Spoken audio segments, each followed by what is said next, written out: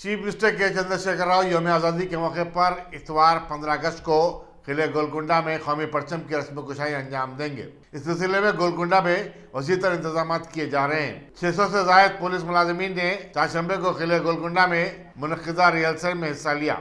Chief secretary Somesh Kumar, DGP M Mahendra Reddy और commissioner police Sanjay Kumar समेत कई आला अहदेदारों ने हुकूमत की तरफ से किए जाने वाले इंतजाम का जायजा भी लिया।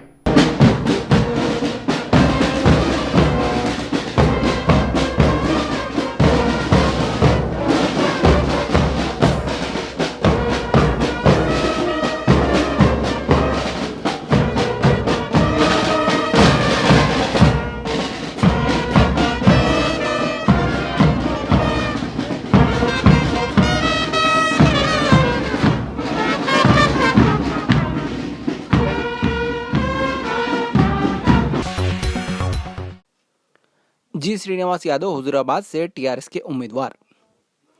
हुजूराबाद ज़िमनी इंतखाबात में टीआरएस ने तेलंगाना तहरीक में हिस्सा लेने वाले तुलबा तंजीम के लीडर जी श्रीनिवास यादव को अपना उम्मीदवार नामजद किया है। चीफ मिनिस्टर मिस्टर के चंद्रशेखर राव ने हुजूराबाद से टीआरएस पार्टी उम्मीदवार के तौर पर जी श्रीनिवास यादव के नाम का ऐलान किया। जी श्रीनिवास यादव उस्मानिया यूनिवर्सिटी की तुलबा तंजीम टीआरएस SV के कायद थे, जिन्हें तेलंगाना तहरीक के दौरान कई मरतबा गिरफ्तार किया गया और जेल भेजा गया था। इनकी खिदमत और शख्सियत को मद्देनजर रखते हुए टीआरएस ने इटाला राजेंद्र के खिलाफ अपना उम्मीदवार बनाया है।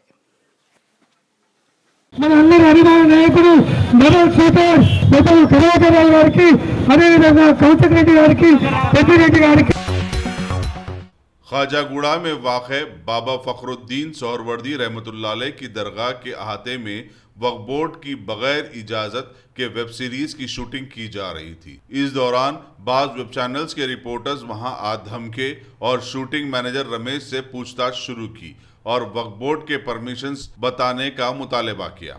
फिर उन्होंने किसी फर्जी शख्स से वक्फ बोर्ड चेयरमैन मोहम्मद सलीम बताते हुए बात की और रमेश से कहा चेयरमैन साहब 1 लाख रुपए का मुतालबा कर रहे हैं, जिस पर रमेश ने फौरी ये नंबर पर 8125262400 पर 50,000 रुपए गूगल पे के जरिए अदा किए। इस वाक़े की इत्तला मिलने पर चेयरमैन वक्फ बोर्ड मोहम्मद सलीम इस मामले में अपनी बेताल्लुकी का इजहार किए और नारसिंगी पुलिस स्टेशन में एक शिकायत दर्ज करवाई। अब देखना यह होगा कि चेयरमैन साहब इस मामले से कितना हाथ धो पाते हैं और नारसिंगी पुलिस स्टेशन क्या इन लोगों के खिलाफ सख्त एक्शन ले पाएगी, ये तो वक्त ही बताएगा। जो दरगाह शरीफ की बेहरमती कर रहे इनके ऊपर सीरियस एक्शन लिया जाएगा। पुप्पलगुड़ा और अभी नारसिंह की PS को भी फ़ोन करो, मैं इंस्पेक्टर को भी उन्होंने भी एक्शन लेता हूँ। बोला अभी ये 50,000 रुपये किसको दिए, क्या है ये, इसका डिटेल होना है इसका। और वहाँ पर शूटिंग किससे पूछ के करे, ये रिलीजियस स्पॉट है, दरगाह है, उसका एहतराम करना पड़ता। हम इसको नहीं छोड़ेंगे इसको, और सीरियस मुतवल्ली के ऊपर भी एक्शन लेना है। मुतवल्ली को भी नोटिस दो इमीडिएट बुला के पहले, अब छोड़ दीजिए, हम लोग अब उसके ऊपर सीरियस कार्रवाई लेते हैं। अभी टास्क फोर्स टीम को भेजा रहे हैं, अभी वहाँ क्या है सो देख के क्रिमिनल केस बुक कराएंगे। कुछ 8 जने को गए थे साहब, वहाँ पर जाके जो है आपका नाम बोल के 50,000 रुपए नहीं, मेरा नाम मिसयूज कैसा करते हो लोग? आपका नाम नहीं बल्कि आपसे फोन पे बात करा के बात भी कराया बोल रहा साहब उन्होंने। ये किसी से 1 रुपया नहीं ले सकते ऐसा। सर और एक चीज, वहाँ का एक मकामी जो आपको फोन पे कम बात हो। नहीं, हम ऑलरेडी जो है वहाँ पर बोले हुए हैं। हमारा स्टाफ जो है, कल मीटिंग थी हमारी, 3 दिन तक हमारे स्टाफ को ये करे हुए मुतवल्ली बेड पे कहते हैं उन्होंने, जिसको मुतवल्ली बनाए, घुटने का ऑपरेशन हुआ कहते हैं अभी, वो किसका भी कुछ भी होगा, दरगाह शरीफ है, एहतराम करना है, बस वो निकाल के फेंकना है और उसके ऊपर क्रिमिनल केस बुक होना है। वो की नॉलेज में नहीं है, वो ऑलरेडी मुतवल्ली है। 3 दिन पहले आपको इन्फॉर्मेशन। अरे मेरे भाई, 3 दिन बोल रहे यार, ऑलरेडी मुतवल्ली है वहाँ पर। सर आपकी वॉइस रिकॉर्डिंग है, आप बात करें। हाँ तो होंगी, तो हमको क्या मालूम ये शूटिंग कर रहे क्या कर रहे, हमको क्या मालूम? बोल रहा सर, हमको कुछ भी नहीं मालूम, समझे आप? काहे फोन आते रहते, फोन करे पासू रख देते हम लोग, समझे आप? ये शूटिंगा वोटिंगा और ये पैसों के मामले में हम बिल्कुल खिलाफ है इसके। मुतवल्ली के ऊपर भी एक्शन लेंगे, वो जो पैसे किसको दिया उसके ऊपर भी एक्शन लेंगे हम लोग। हम खामोश नहीं बैठेंगे इसके ऊपर। आपका नाम बोल के जो पैसे अब सीएम का नाम बोल के ले लेते, प्राइम मिनिस्टर का बोल के ले लेते उन्होंने ये तो भी ऐसा बोला, जो शूटिंग चला रहा था वो मैनेजमेंट वाला वो भी बोल रहा कि सलीम साहब चेयरमैन से बात करा है हमारे को, बोल रहा उन्हें कौन बात करा, वो उन्होंने बोल रहा था। चला उसकी क्लिप बताओ। शूटिंग मेरे पास है, वीडियो है मेरे पास। ऑर्गेनाइजर वाले ये बोल रहे कि हम पुलिस से परमिशन लिए, तो पुलिस को कौन हक दिया सर परमिशन देने का? वक्फ लैंड है। नहीं नहीं नहीं, वफ का लेटर है तो बताना, वफ का लेटर है तो बताना, मेरी साइन है तो बताना। हाँ, मैं पैसे लो बोल के बोला तो बताना हो, समझे? अब ये सब बातें बेकार है। पुलिस परमिशन दे दी हाँ, वक्फ बोर्ड नहीं देती परमिशन, ऐसे चीज़ों को कहीं भी नहीं देती। 100 करोड़ भी दिए तो नहीं देती। ये रिलीजियस स्पॉट पे जो है ना, सवाल ही पैदा नहीं होता वहाँ शूटिंग करने का। ये मुतल्ली के खिलाफ कुछ कार्रवाई करेंगे साहब? मुतवल्ली को सस्पेंड ही करते हैं, अब उसको अब छोड़ते नहीं उसको, ऐसा उसके ने कैपेसिटी नहीं है चलाने की, तो उन्हें रहने के काबिल भी नहीं है मुतवल्ली। क्या है दारुसलाम बैंक के क्या है उन्होंने ఈరోజు కొంతమంది వఫ్ బోర్డు అని చెప్పి మమ్మల్ని ఇక్కడ షూటింగ్ వాళ్ళని కొంచెం మంది బెదిరించి మా దగ్గర డబ్బులు తీసుకొని ఉన్నారు. వాళ్ళ మీద రేపు పొద్దున్న నేను నార్సింగ్ పిఎస్లో కంప్లైంట్ ఇస్తున్నాను. 8 మంది వచ్చారండి. 8 మంది వచ్చేసారు. మమ్మల్ని అందరూ బెదిరించి భయభ్రాంతులు చేశారు. రేపు ఉదయాన్నే నేను వాళ్ళ దగ్గర నార్సింగ్ పిఎస్లో నేను వాళ్ళ మీద కంప్లైంట్ ఇస్తాను. పెద్ద మనిషి సలీం సార్ పేరు వాడారు వాళ్ళు. మేము చైర్మన్ సార్ పేరు వాడేసి మేము ఇలా వచ్చాం అలా వచ్చామని చెప్పేసి మమ్మల్ని బెదిరించారు. రేపు వాళ్ళ మీద నేను కంప్లైంట్ ఇస్తాను. నా పేరు రమేష్ అండి. मोबाइल फ़ोन के वाइब्रेशन से अमीरपेट मेट्रो स्टेशन पर हलचल। अमीरपेट मेट्रो स्टेशन पर मोबाइल वाइब्रेशन की आवाज़ से मेट्रो सिक्योरिटी स्टाफ गलती में मुब्तला हो गया और बम का शुबा समझकर एसा नगर पुलिस को इसकी इत्तला दी। एसा नगर पुलिस बम स्क्वाड के हमरा यहाँ पहुँचकर तलाशी ली, जिस पर इन्हें ट्रैश कैन में मोबाइल दस्तयाब हुआ, जो कि नाकारा था। पुलिस का कहना है कि मोबाइल काम ना करने की वजह से किसी ने ट्रैश कैन में इसे फेंक दिया, जिससे मेट्रो स्टाफ तजब्जुब में मुब्तला हो गया। जीएचएमसी ओहदेदारों का केएफसी आउटलेट पर पेनाल्टी। जीएचएमसी के ओहदेदारों ने आज जेएनटीयू मेट्रो स्टेशन पर मौजूद केएफसी आउटलेट का मुशाहिदा किया और पेनाल्टी डालते हुए खानों के नमूने हासिल किए। आवाम की ज़रूरतों के मुताबिक तरक्याती काम किए जाएं, सबिता इंदिरा रेड्डी का ऐलान। वज़ीर तालीम मिसेस सबिता इंदिरा रेड्डी ने आज ज़िले रंगारेड्डी के असम्बली हल्के महेश्वरम के मीरपेट म्यूनसिपल कॉरपोरेशन में 7 करोड़ रुपए की लागत से तालाब को खूबसूरत बनाने और दीगर तरक्याती कामों का आगाज़ किया। इन्होंने कहा कि मुस्तकबिल की नस्लों और ज़रूरतों को पेश नज़र रखते हुए तरक्याती काम को अंजाम दिए जाए। मिसेस सबिता इंदिरा रेड्डी ने अपोजिशन की तनकीदों को मुस्तरद करते हुए कहा कि इन्हें चाहिए कि वो तरक्याती कामों में हुकूमत का साथ दें और मुस्बित अंदाज में आगे बढ़ें। वज़ीर फाइनेंस श्री हरीश राव ने बरतरफशुदा वज़ीर सेहत ईटाला राजेंद्र से सवाल किया कि उन्होंने करीमनगर की तरक्की के लिए क्या काम किए। उन्होंने कहा कि करीमनगर की पसमानदगी के लिए ईटाला राजेंद्र ही जिम्मेदार हैं। करीमनगर के अलंदा कुंटा मंडल में टीआरएस कारकुनों से खिताब करते हुए उन्होंने आने वाले ज़िमनी चुनाव में टीआरएस उम्मीदवार जी श्रीनिवास यादव को कामयाब बनाने की अपील की। हरीश राव ने बताया कि हुजूराबाद में कांग्रेस का कोई वजूद नहीं है, बल्कि सिर्फ टीआरएस और बीजेपी के दरमियान मुकाबला होगा। इस जलसे से खिताब करने वालों में रियासती वज़ीर सिविल सप्लाईज जी कमलाकर और दूसरे भी शामिल थे। ఏం చేద్దాం మరి? ఇవాళ టీఆర్ఎస్ గవర్నమెంట్ వచ్చింది. 7 ఏళ్ల కింద తెలంగాణ రాకముందు ఎట్లుండే, ఈ 7 ఏళ్లలో మన కేసీఆర్ గారి ప్రభుత్వంలో ఏం చేసుకున్నామో ఒక్కసారి ఆలోచన చేద్దాం. ఒకసారి మీరే మంచిగా మనసు పెట్టి ఒక 5 నిమిషాలు వినండి. తెలంగాణ రాకముందు 7 ఏళ్ల కింద పరిస్థితి ఏముండే అంటే, కరెంటు ఉంటే వార్త. మన పల్లెటూర్ల పొన్న ఎప్పుడో దొంగరాత్రి వచ్చే కరెంటు, చీకటి పడ్డాక కరెంటు వచ్చు, మబ్బుల తెల్లారక ముందే కరెంటు పోతుండే. బతుకమ్మ పండుగకో దసరాకో అల్లున్నో కోడలనో పిలుచుకుందామంటే మనమలు మనమరాళ్ళు వస్తలేరు, ఊళ్ళో కరెంట్ లేదు అందరూ. ఆడ అస్సలు కరెంట్ ఉండదు, ఫ్యాన్ తిరగదు అందరూ. ఇవాళ పల్లెటూర్లలో కూడా మన ముఖ్యమంత్రి గారు 24 గంటల కరెంట్ ఇస్తున్నాడు. ఒక్క పల్లెటూర్లలోనే ఇస్తున్నారా? మీ బాయి కాడ మీ బోరు కాడ కూడా నాణ్యమైన 24 గంటల ఉచిత కరెంట్ ఇస్తున్నారు. తెలంగాణ రాకముందు ఆంధ్ర వాళ్ళు ఏమన్నారు? పోంగ పోంగ అసెంబ్లీలో కిరణ్ కుమార్ రెడ్డి అన్నాడు, మీరు ఇంతగానం తెలంగాణ కావాలని అడుగుతున్నారు, తెలంగాణ వస్తే మీ బతికే చీకటైపోతుంది అన్నాడు. మీకు కరెంట్ ఎక్కడిది అన్నాడు, మీరు ఎట్లా బతుకుతారు అన్నాడు.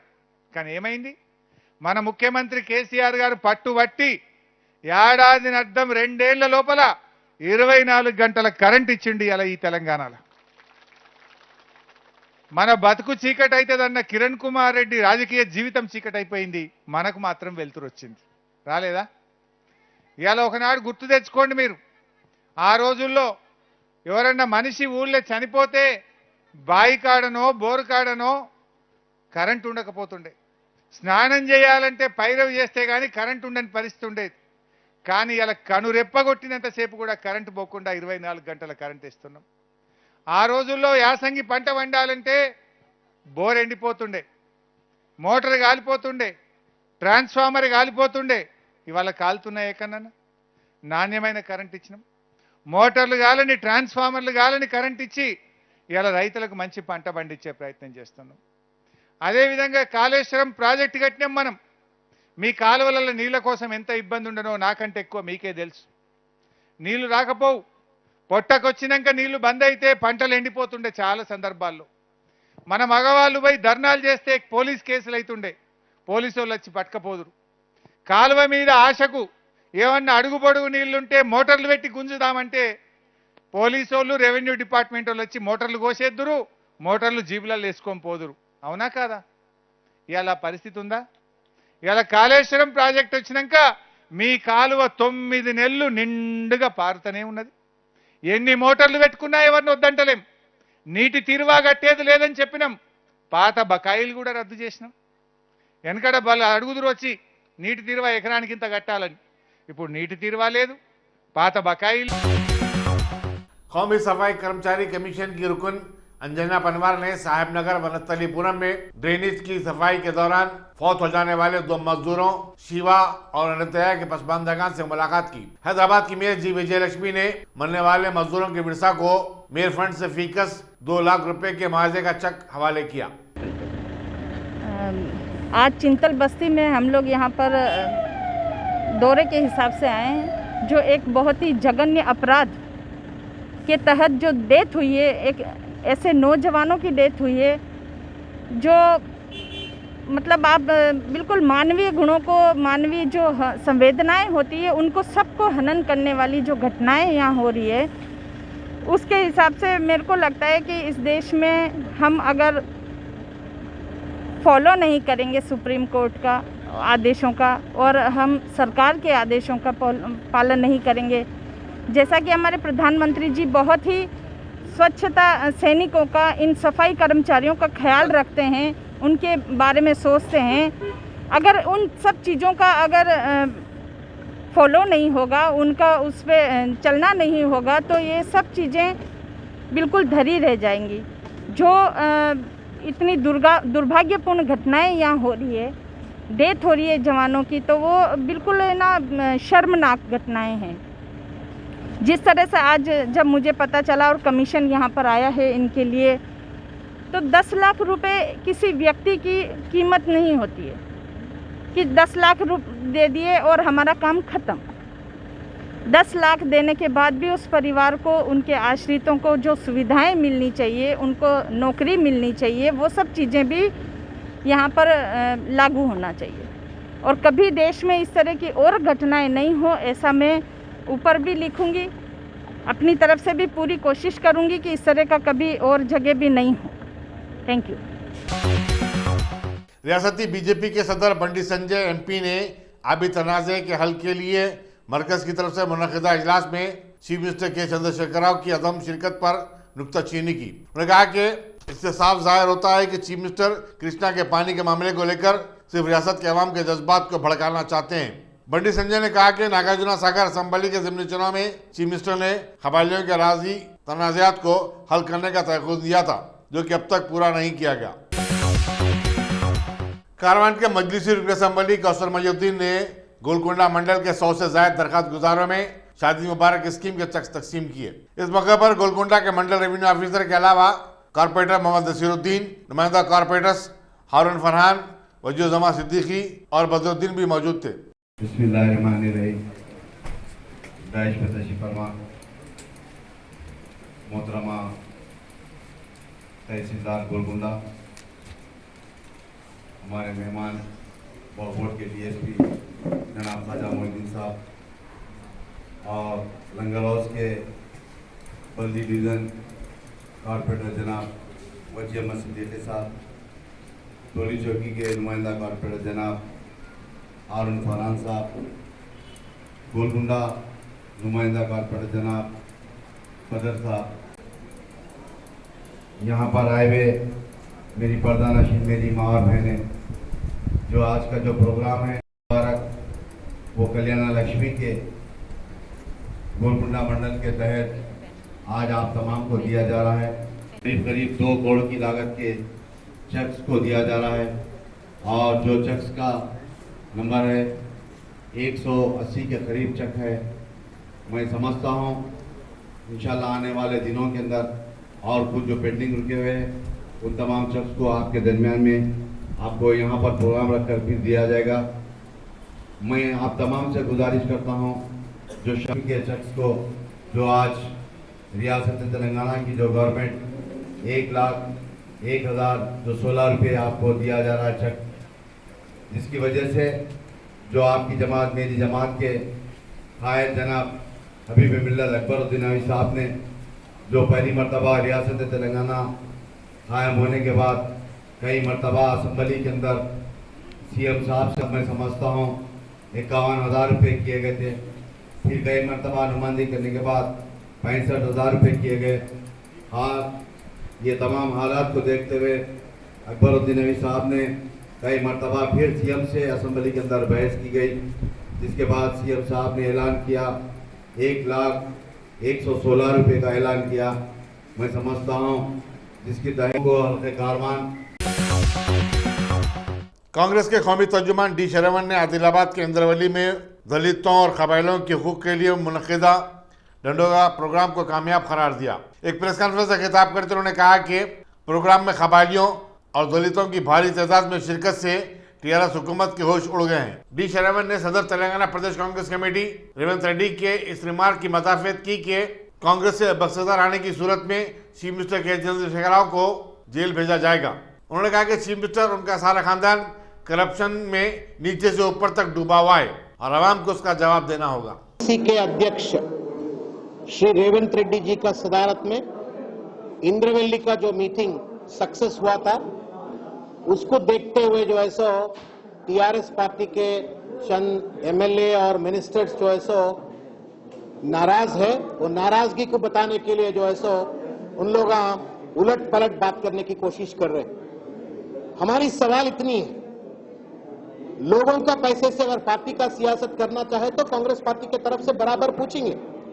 7 साल में जो दलित और ट्राइबल्स और माइनॉरिटीज को आपने भूखा रखे हैं, उन लोगों का जायदाद जो जो जो जो लेजिटिमेटली आने वाली जो फंड्स था उसको नहीं देते हुए गुमराह करके डाइवर्ट किए हो, उसके लिए हम पूछते हैं।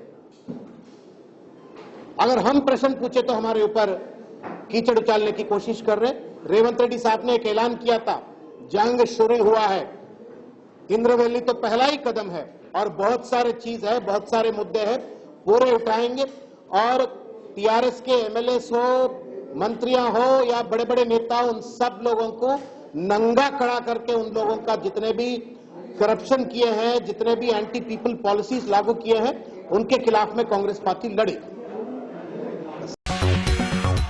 मखलूआ जायदादों को पुर करने का मुतालबा करते हुए भाग्यनगर डिस्ट्रिक्ट युवा मोर्चा के सदर शिवा चंदर की ज़ेर क़यादत पार्टी कारकुनों ने लाल दरवाजा चौराहे पर अनोखा एहतजाज मुनज़्ज़म किया, जिसके दौरान पार्टी कारकुनों ने सड़क पर बूट पॉलिश की। युवा मोर्चा के कायदीन सुभाष भारत, ईश्वरी यादव, प्रमोद, निखिल और दूसरों ने कहा कि हुकूमत ने बेरोजगार नौजवानों को माहाना 3,000 रुपये वजीफा देने का वादा किया था, लेकिन 33 महीने बाद भी नौजवान अपने इस वजीफे के मुंतजिर हैं।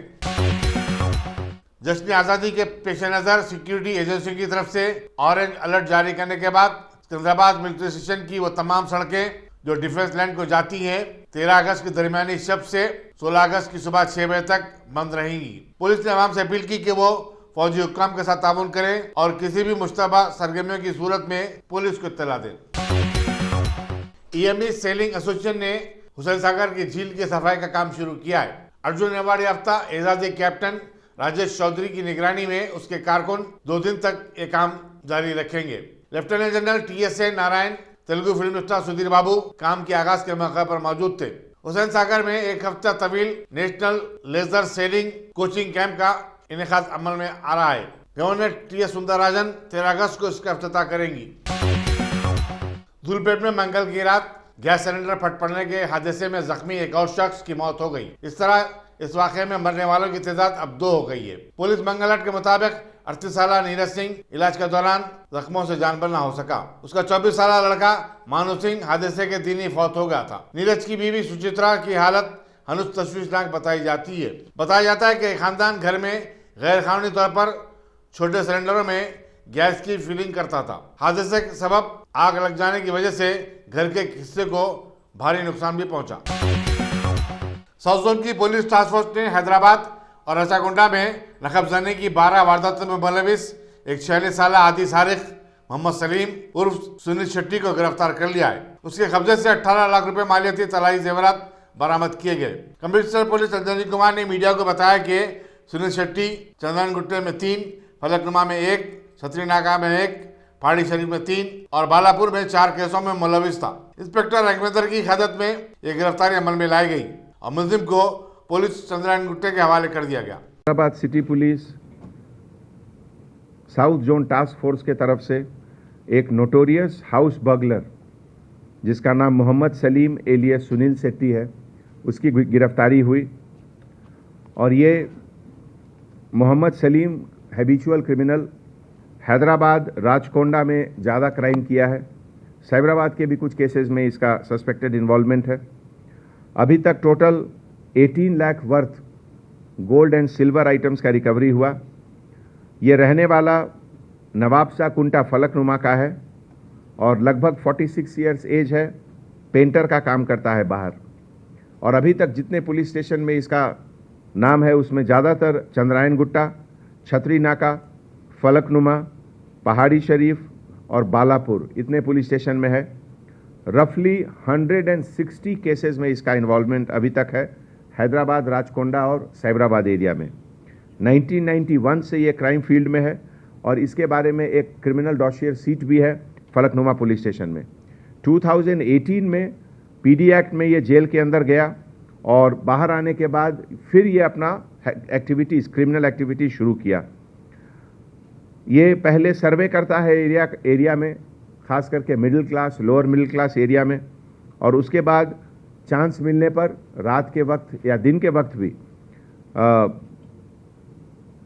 ये हाउस ब्रेक करके चोरी करता है। इसमें हमारे इस टास्क फोर्स का जो ऑपरेशन हुआ उसमें Chakravarthy Gummi DCP task force और उनके लीडरशिप में S Raghavendra inspector officer, K Chandramohan, V Narendra, Shri Sailam Thakiuddin और साउथ जोन टास्क फोर्स के सभी ऑफिसर और चंद्रायन गुट्टा के ऑफिसर मिलकर ये बहुत अच्छा काम किए, जिनके लिए उनको हमारे तरफ से उनको मुबारकबाद। मजलिस के सदर और हैदराबाद के रुकन पार्लियामेंट बैरिस्टर असद नवीसी ने 2024 के आम चुनाव में कांग्रेस या बीजेपी के साथ किसी इत्तेहाद के इम्कान को मुस्तरद कर दिया। उन्होंने कहा कि दोनों जमातें उनके लिए दरिया के 2 किनारे हैं जो कभी भी एक दूसरे के करीब नहीं आ सकते। पार्लियामेंट के बाहर अखबारी नुमाइंदों से बातचीत करते हुए बैरिस्टर अवैसी ने यह बात बताई। उन्होंने पार्लियामेंट में ताअत्तुल को बात से अफसोस करार दिया और कहा कि हुकूमत ने मानसून सेशन के दौरान बिना किसी मुबाहिस के बाज़ बिलों को मंजूर भी करवा लिया है, जिससे जमहूरियत और पार्लियामेंट की तौहीन होती है। हाँ, यकीनन देखिए, पिछले 5 साल के बनिस्बत हमने 5 साल बड़ी मेहनत की। हमारे शौकत साहब, हमारे संगठन के जिम्मेदार आदिल अलवी और हमारे चीफ स्पोक्स पर्सन, इन सब ने बड़ी मेहनत की और उसका नतीजा ये निकला कि जो ज़िला परिषद के चुनाव हुए हैं उसमें हमने करीब 25 से 26 हमारे कैंडिडेट जीते और 40 से 50 के करीब हम लोग दूसरे मुकाम पर आए हैं। तो पहले के बनिस्बत हमारा संगठन करीब 50 से 55 ज़िलों में बड़ा मजबूत है और हमको यकीन है कि इस बार इंशाअल्लाह ताला उत्तर प्रदेश की जनता हमको अपनी दुआओं से, अपनी मोहब्बतों से, अपने वोट से नवाजेगी और हमारे कैंडिडेट उत्तर प्रदेश की विधानसभा में विधायक बनकर जाएंगे। मुद्दा क्या रहेगा सर, डेवलपमेंट, प्रोग्रेसिव सोच या फिर हिंदू मुसलमान? अब देखिए, ये हिंदू मुसलमान की बात तो बीजेपी करती है। इनके लिए तो ये बता ही नहीं सकते ना डेवलपमेंट, क्योंकि कोरोना के सेकेंड वेव में पूरे देश में और ख़ास तौर से उत्तर प्रदेश में तो बीजेपी कहीं नज़र नहीं आई। और मैं फिर से कह रहा हूँ कि सेकेंड वेव में 3 से 4 लाख लोगों की मौत उत्तर प्रदेश में हुई है। तो गवर्नेंस में नाकाम साबित हुए, महिलाओं के को सुरक्षा प्रोवाइड करने में नाकाम साबित हुए। हिंदू मुस्लिम की बुनियाद पर ही तो कानून बनाए जा रहे हैं कि कोई मज़हब तब्दील नहीं करेगा, कोई शादी करना है तो पूछना पड़ेगा, कोई खाना खाएगा तो पूछना पड़ेगा। तो ये तो बीजेपी कर रही है। अभी से ही योगी आदित्यनाथ पब्लिक रैली में और मंच पर ये बोलने लग गए हैं कि जो हमने वादे किए थे कि रामलला आएंगे, मंदिर वहीं बनाएंगे, और अब्बा जान और मुसलमानों पर टिक्का टिप्पणी करने लग गए हैं। क्या योगी आदित्यनाथ को ये बताना चाहिए कि उत्तर प्रदेश में मुसलमानों का जो लिटरेसी रेट 58% क्यों है, महिलाओं में सबसे कम मुस्लिम महिलाओं का क्यों है, ग्रेजुएट्स में 2% क्यों है, ड्रॉप आउट रेट में 5th क्लास से 12th क्लास तक 55% क्यों है। उन्होंने क्या किया एजुकेशन के मामले में बताइए। आए दिन दलित शेड्यूल कास्ट पर उन पर जुल्म होते रहता है, महिलाओं का रेप होता है।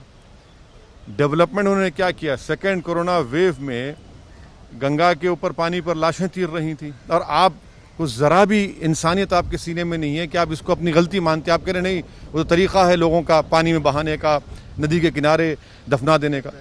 लेकिन क्या आपको लगता है कि जिस तरीके से अभी से ध्रुवीकरण करने की कोशिश की जा रही है उसमें चुनावी मुद्दे देखिए, इसमें आपको और हमको ताज्जुब होने की जरूरत नहीं। बीजेपी तो करती है और करती रहेगी ना। बीजेपी नहीं चाहती कि उनके गवर्नेंस के फेलियर्स की बात हो। बीजेपी नहीं चाहती कि उत्तर प्रदेश के मुसलमानों पर जो उन्होंने तकालीफ उनको दी, उन पर जो जुल्म किया, और फिर दलित परिवार जो पीड़ित परिवार परेशान है उसके ऊपर बात हो, महिलाओं की। और उत्तर प्रदेश में जो अनएम्प्लॉयमेंट पोर्टल है, 33 लाख लोग अनएम्प्लॉयड है। बताइए कितनों को नौकरी दी आपने। आपके गवर्नमेंट पोर्टल पर 33 लाख अनएम्प्लॉयमेंट के नाम रजिस्टर हुए, इस पर कोई बात नहीं करना चाह रही। राजभर कहते हैं ओबीसी चेहरा दो, आप कहते हैं मुसलमान चेहरा दो डिप्यूटी के लिए। क्या आप लोग देखिए, हम MIM की पूरी पॉलिटिकल जो स्ट्रगल रही है और इंशाल्लाह रहेगी, वो हिस्सेदारी की लड़ाई है। हम सिर्फ वोट डालने की मशीन नहीं है, अब हम वोट अपने कैंडिडेट को भी डालेंगे और ना सिर्फ उत्तर प्रदेश बल्कि भारत की सियासत में हम अपना हिस्से को हासिल करना चाहते हैं। हिस्सेदारी की हमारी लड़ाई है। तो आप हिस्सेदारी किसके साथ लेंगे, राजभर के साथ, समाजवादी पार्टी के साथ, बीजेपी के साथ? देखिए, बीजेपी के साथ तो जाने का सवाल ही पैदा नहीं होता। समंदर के 2 किनारे एक नहीं हो सकते। अब ये दूसरी पार्टियों पर ये उनको सोचना है वो क्या करेंगे। दिल्ली में सर एक सवाल, दिल्ली में मुसलमान विरोधी नारे लगते हैं, उसकी गूंज यूपी तक जाती है, पकड़े भी जाते हैं और बीजेपी के नेता उसमें शामिल होते हैं, अश्विनी उपाध्याय। क्या आपको लगता है कि यही चुनावी मुद्दा बनने वाला आगामी चुनाव यूपी में? पूछिए बीजेपी से कि पार्लियामेंट से 10 कदम के फासले पर मुसलमानों को कत्ल करने की, उनको मारने की बातें की जाती हैं, उनको रुस्वा करने के नारे लगाए जाते हैं और पुलिस को एक्शन लेना पड़ता 24 घंटे के बाद। ये संसद का साया वहां तक पड़ता है और आप उस साये में खड़े होकर आप इस तरह की गंदगी को बयान करते हैं। तो ये क्यों कह रहे हैं तमाम लोग? इसलिए कह रहे हैं कि उनको मालूम कि सत्ता में जो बीजेपी है वो उनके माई बाप है। पार्लियामेंट के मानसून सेशन को अपने मुकर्ररा शेड्यूल से 2 दिन कबल ही गैरमाना मुद्दत के लिए मुलतवी कर दिया गया। पेगासस जासी मामला और किसानों से मुताल्लिक मुतनाज़ा क़वानीन की वापसी के लिए अपोजिशन की मांग को लेकर पार्लियामेंट में हंगामे की वजह से अमलन कोई काम नहीं हो सका। हुकूमत ने बास मसौदे क़वानीन को हालांकि रवा रवी में बिना किसी मुबाहिस के मंजूर करवा लिया है। मुल्क में गुज़श्ता 24 घंटों के दौरान कोरोना वायरस के 38,353 नए केसेस रिपोर्ट हुए, जबकि इसी मुद्दत में 497 अमवात हुई हैं। मरकजी वज़ारत सेहत ने अपने एक प्रेस नोट में बताया कि 140 दिनों में कोविड-19 केसेस की ये सबसे कम तादाद थी। दूसरी तरफ Indian council of medical research ने बताया कि मंगल को 17,77,962 अफराद के कोविड-19 टेस्ट किए गए। 797 अमवात में 152 केरला में और 137 महाराष्ट्र में हुई हैं।